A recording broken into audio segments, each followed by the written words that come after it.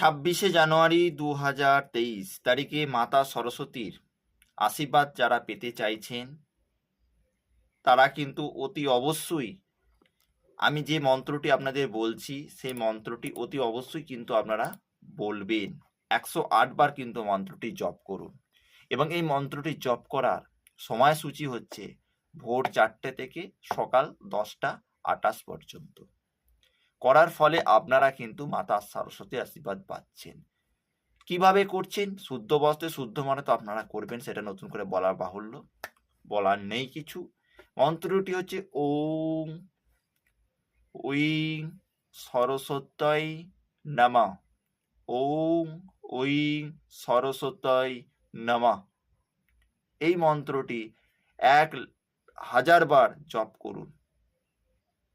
ঠিক আছে? চ্যানেলটা অতি অবশ্যই